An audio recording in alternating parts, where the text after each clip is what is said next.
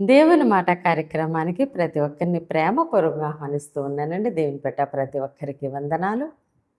నీ విజయానికి రహస్యము నీ బలము కాదు, నీ శక్తి కాదు, నీ డబ్బు కాదు, నీ పరిస్థితులు కాదు. నీ యొక్క విజయానికి రహస్యము దేవుని యందు విశ్వాసమే.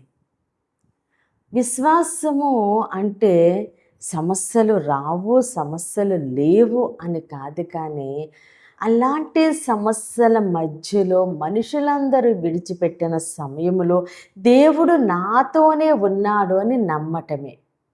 కాబట్టి అన్ని ద్వారాలు మూయబడిన, ఎలాంటి మార్గము నీకు కనిపించకపోయినా, అందరూ విడిచిపెట్టిన, నువ్వు దేవుని యందు నమ్మిక ఉంచినప్పుడు, నమ్మకాన్ని కోల్పోకుండా దేవుని మీద ఆధారపడి ఉన్నప్పుడు, ఆయన నీ యొక్క విశ్వాసమును బట్టి నీకు విజయాన్ని అనుగ్రహించబోతూ ఉన్నారు. అయితే ఈరోజు దేవుడు మన కొరకు సిద్ధపరిచిన ఆయన శ్రేష్టమైన వాగ్దానము చూద్దామండి. మార్కు సువార్త 11వ అధ్యాయము 22వ వచనము. అందుకు యేసు వారితో ఇట్లనెను, మీరు దేవుని యందు విశ్వాసముంచుడి. ఆమేన్. దేవుడి రోజు మనతో మాట్లాడుచున్న ఆయన మంచి మాట, మీరు దేవుని యందు విశ్వాసముంచుడి. ఆమేన్. నీ సమస్య ఎంత పెద్దదైనప్పటికీ, ఏ దారి కనిపించకపోయినప్పటికీ, నా దేవుడు నన్ను నడిపిస్తాడు, నా దేవుడు నాకు విడుదలిస్తాడు అని నమ్మిక ఉంచడమే విశ్వాసం. అలాంటి విశ్వాసము నీకు ఉన్నప్పుడు తప్పక నువ్వు విజయాన్నే చూస్తావు. విజయం యొక్క రహస్యము నీ యొక్క విశ్వాసమే. నీ యొక్క విశ్వాసమును బట్టి దేవుడు కార్యము చేస్తూ ఉన్నారు.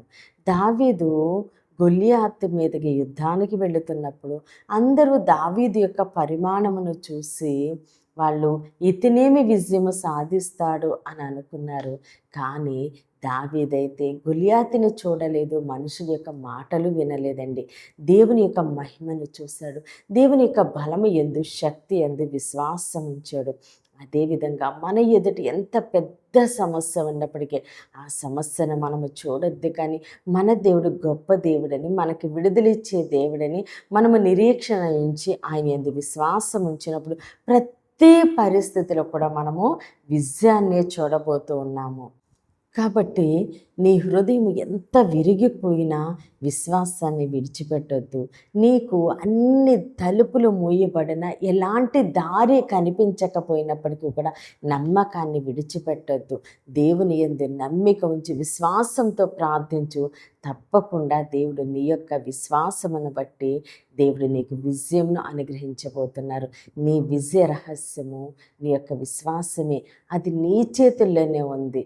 కాబట్టి దేవుని మీద మనం ఆధారపడదామండి. దేవుని యందు విశ్వాసం ఉంచుదాము.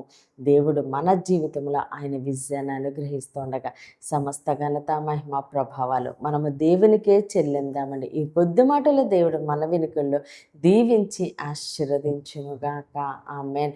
ప్రేర్ చేసుకుందామని అందరూ కన్నులు మూసుకుని ప్రేయర్లో ఏకీభవించండి. మహోన్నతుడ, మహాగణుడ, పరిశుద్ధుడా, నీకే స్తోత్రాలు, వందనాలు దేవా. తండ్రి ఇచ్చిన ఈ వాగ్దానం మా జీవితాల్లో నూరింతలుగా ఫలించునుగాక. దైవజనుల వారి కుటుంబాలు, సంఘాలు, పరిచర్యలు యేసు నామములోనే దీవించబడునుగాక. యెరూషలేముకి యేసు నామములోనే క్షేమము కలుగునుగాక. ఈరోజు పుట్టినరోజు, పెళ్లి రోజు జరుపుకుంటున్న ప్రతి ఒక్కరికి సంవత్సరం ఒక ఆశీర్వాదకరముగా ఉండునుగాక. దేవుని మాట పరిచర్యలో పాలిభాగస్తులే భారం కలిగి ప్రార్థన చేయుచున్న ప్రతి ఒక్కరిని దేవుడు బహుగా దీవించి ఆశీర్వదించునుగాక. అనారోగ్యంతో ఉన్న బిడ్డలకి యేసు నామములో సంపూర్ణ స్వస్థత, విడుదల కలుగునుగాక. మూయబడిన ప్రతి గర్భము యేసు నామములోనే తెరవబడునుగాక. వివాహాలు కావలసిన బిడ్డలకి యేసు నామములో ఘనమైన వివాహములు జరుగునుగాక. యవ్వన బిడ్డలకి యేసు మంచి భవిష్యత్తు కలుగునుగాక. ప్రతి బిడ్డ రాకపోకలందరూ దేవుడు తోడుగా ఉండి క్షేమమైన ప్రయాణం అనుగ్రహించునుగాక. అయ్యా, ప్రతి ఒక్కరిని నీ చేతులకు అప్పగిస్తూ చిన్న ప్రార్థన పాదసన్ని చేర్చుకోమని యేసుక్రీస్తు అతి పరిశుద్ధ నామమున బ్రతిమాలి వేడుకుంటున్నాం మా తండ్రి. ఆమేన్, ఆమేన్, ఆమేన్.